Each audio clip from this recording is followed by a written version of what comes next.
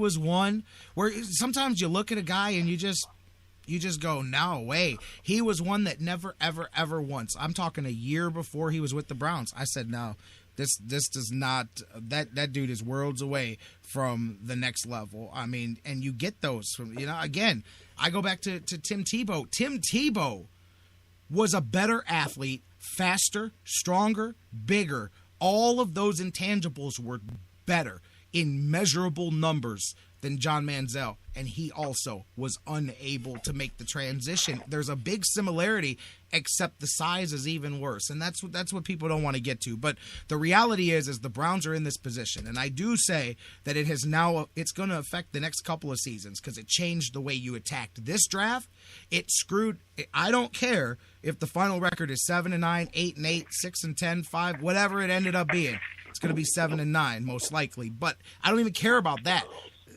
The specter of this season changed. I will go back to if this season happens without the specter of number 2 on the bench, I don't think the Browns make the playoffs. I don't think much different happens with the record. I said this at the beginning of the show, but I think that the way this season goes down and the way the fans feel about it coming out of it, completely different. I think everybody has good feelings coming out of the bridge season with Brian Hoyer. He struggled at the end, but he pulled it through. 7, 8, 9 win season. Everybody says, okay, now we do need to draft the next guy, and we do need to find the next guy. But what a great job you did bridging the gap. We're incredibly happy because we thought we were going to win maybe 3 games this season. So good job. Let's move ahead in the draft. Instead, you've now got no quarterback because Brian Hoyer is hitting the bricks as quick as humanly possible. He's going to go quarterback Houston to the playoffs with that defense next year.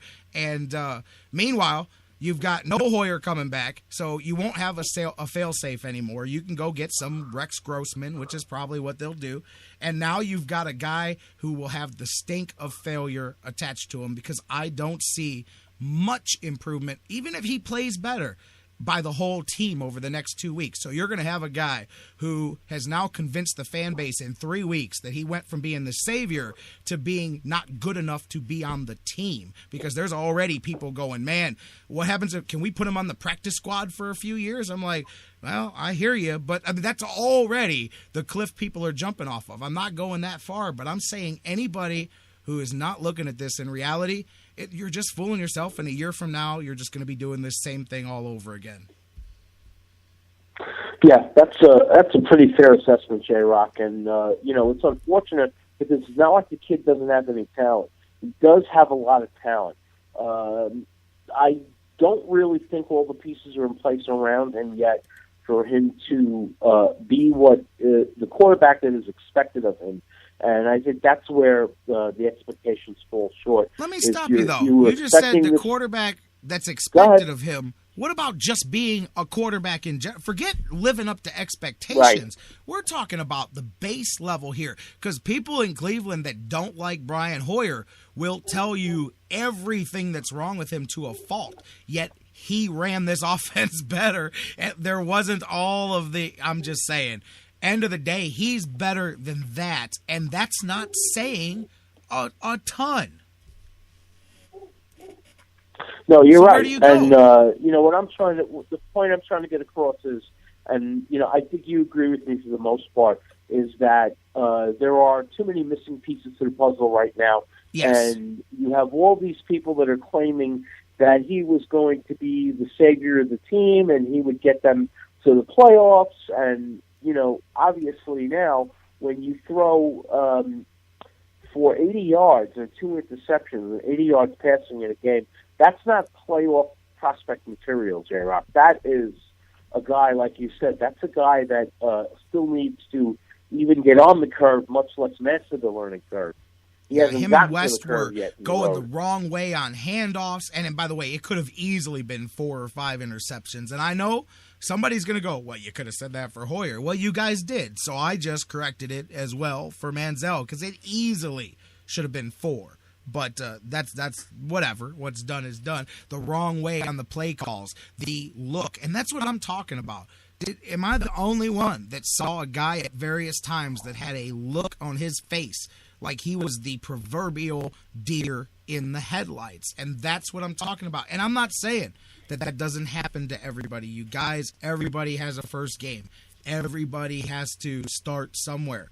But look at the difference now, guy. Look at the difference of your expectations. Now, all of a sudden, people are like, well, I'll just be happy if he go out there and have a decent game. Exactly. That was the point that people were trying to make a friggin' year ago. But, again, man, when people are living on the fuel of hope and dream and people are continually selling that to you, and that's the one thing that drives me nuts is the Browns have the most loyal, passionate fan base. These guys will dive and dig and scratch and claw into anything, man, and all they want is to see their team, competent in the front office and on the field. And this is where I go back to. Let's circle back to the beginning of this conversation. I cannot 100%. This is my thing with the Browns front office. Like, I can't completely bash Farmer, even though he mangled the first round of the draft, because he did some good stuff in the later rounds. So, man, you did a lot of good work in the other rounds, and I do think that that's where good general managers make their hay. But that's almost like saying, man, I missed the gimmies, but then I nailed a bunch of the difficult putts later on, but I missed the wide open ones early. Like, man, it's like Hoyer a couple weeks ago, missing the 2 wide open passes. You're like, okay, I can see the other ones, but you got to hit the ones that are wide open. To me, your first round picks are your, let's go hit the wide open, because there's a lot of targets here. We should be able to get some good players. And I'm not bashing Gilbert. He's grown a bit this season. I don't know that he'll be as good as they hoped, but he's definitely improved. But you didn't get the impact, much like you didn't get the impact last year from your first-round pick with Mingo. And you same thing with Manziel here. So you do got to get the impact at the top. But I'm torn, because Farmer nails the middle rounds of the draft and stuff. You know what I'm saying? So he got some good guys out of there. But at the same time, somebody said yes, whether it was Farmer, whether it was maybe it came down, as we were all told from the beginning, that it came down from above. That's the guy that I want you guys to take. And again, people say, well, we weren't told. Just because the guy doesn't say, I'm telling you to take that guy, it's very easy to maneuver a conversation in a supervisory capacity to get people to do what you want to do, but let them feel like it was a choice. I mean, that happens all the time in business, man. It happens all the time. And you walk out of there going, wait a minute, I think he just talked me into doing something that I didn't want to do, and he made me feel like it was my idea, man. That's what the good ones can do in business. Jimmy Haslam's a smiling, walking, talking guy, and I think that's part of what happened. But at the end of the day, somebody made that choice, so I can't bash them all, but something is still not there. And I can't get away from the owner with his hand on things. And if that's happening, there's nothing we can talk about. You can't change it. You can't fix it. It's not like some new general manager is going to come in and go, listen, Jimmy, this is my team, and I'm going to do it my way. They will, but then they just won't be their team anymore. So if you've got that kind of owner, get used to it, because it's going to continue to happen. We can talk about this till we're blue in the face. Yeah, and I think at least 2/3 of the owners in the league are like that. So yeah, I think every one of them is personality. You just look to Dallas and look at Jerry Jones, and that's what the new owners are like these days. And hey, you watch Sunday night's game and you see Dallas come from behind and pull out a victory against the Eagles. 1 minute Jeffrey Lurie is all smiled and happy and backslapping, and the next minute he looks like he just lost $20 million on a movie. Yeah, absolutely. I mean, that's the mercurial up and downs of that. But you're right. That probably would fit 2/3 of the league. And that's why the good owners are the ones that, say what you want, man. You guys, I get it. I don't like Pittsburgh either, but I'd gladly follow the model of that organization, Absolutely. The stable ones, there's a reason that most of them, have long periods of success and small periods of, getting through and rebuilding it and then getting right back to it or whatever. We talk about that all the time. Meanwhile, the Browns, have to recoup this weekend. It doesn't matter what we think. We've talked about this or whatnot, and we've talked about how we feel and all of that. At the end of the day, like Mike Pettin said, no, he doesn't give us the best chance to win, but he gives us a chance to win, and he is going to be the quarterback this week. We have to see what the kid can do. So facing Carolina on the road, he's going to go out there maybe less. I mean, I'll tell you what, if nothing else, he's got absolute no expectations on him whatsoever. Last week, the world was waiting for Johnny effing football to hit the field. This week, they're just going, man, can he complete a couple passes in a row? Can the Browns get a first down? So maybe with lowered expectations, it'll be easier. But talk to me really. Can the Browns go on the road and compete, let alone win this football game? You're going to have a hungry Panthers team on the other side. They need to win to stay alive in the South and try to have any chance to nail that division, get it down to the last week. So they're fighting for their playoff lives. The Browns did not show up last week. What would lead you to believe that they're going to show up this week and give the Panthers a fight? Well, first of all, on the Panthers account, it's only Tuesday. It's very possible Cam Newton won't be playing after this car accident. And if that's the case, that gives the Browns a little bit better of a chance. True, the Panthers are going to be hungry. It is a road game for the Browns. It's not going to be easy. No road stadium is easy to play. A game at in the NFL. You're looking at the possibility of either another catastrophic failure or a successful win, whether it's close or whether it's a blowout. I doubt it'll be a blowout. Carolina is just too good of a team to allow themselves to be blown out. But it's very, very possible that Cleveland could come in and make a difference in this game.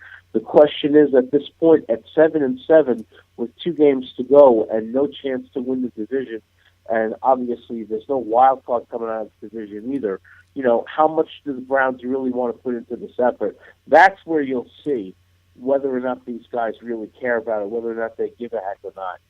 And that's the thing. And I'm not taking away from what Cincinnati did, because Cincinnati came to play as well. There's 2 teams on the field at all times. But this past weekend being a home game, and you didn't come for that. I mean, to me, if you were going to get the effort, I go back 2 weeks ago. I go back to Hoyer's last start against the Colts. Yesterday, Dan Wismar and I were talking about this a little bit, and it really feels now, looking back, like that kind of Custer's last stand. Like when it fell short and when it didn't happen, everybody knew what was going to happen if the Browns did not find a way by hook or crook to win that game. The quarterback change was coming. The pressure was already on. Everything, the wheels were in motion. The wheels started the week before when you made the switch at halftime or in the fourth quarter there with Buffalo. And at that point, everything was already in motion no matter what. It was just, and to me, that contributed to the collapse of that couple of weeks stretch there. Was it was already going to be hard enough as it was, and you combined that. The team went out there. That game against the Colts was the backbreaker to me. That's the one where when it was over, they said, well, they're moving ahead with the future. Our season's over here, and I just don't know what they're going to do. I don't see any inkling from the way they played this weekend that they're going to magically say, oh, okay, we taught everybody a lesson last week. We're going to show up and play next week. It's not just a conscious decision. They're not tanking it intentionally. They're just not bringing the juice. They're not bringing the energy. It's done. They've been broken by the whole thing, and now they're done, and they're just going to play out the string. Usually this happens in Cleveland around the end of November, so it took an extra month for it to happen this year, but you've reached that point where now guys are just looking to finish these last 2 games out and get to the offseason. I hate to say it, but that's where we're at. Nothing that they showed me last week gives me belief. And I wish, dude, I can be the biggest homer in the world, but I don't see it. And it's been a while since I've said that. It was around the end of last season when I said, now, these guys aren't going to show up and win one for the Gipper. They're just not going to show up at all, and they didn't. And I don't see it down the last 2 games of this season. And the only difference is in the past, it would have happened before Halloween. Right. Well, that's what I was saying. Yeah. While people were doing Christmas shopping. Yeah, exactly. So, you're looking at a team that is definitely capable. It's whether, obviously, they haven't pulled it together or haven't pulled it together enough to know that they could do it consistently. And that's what Pettine and this coaching staff needs to instill in this team. Doesn't matter who the quarterback is, whether it's Manziel, Hoyer, we bring Bernie Kosar in at 51 years old.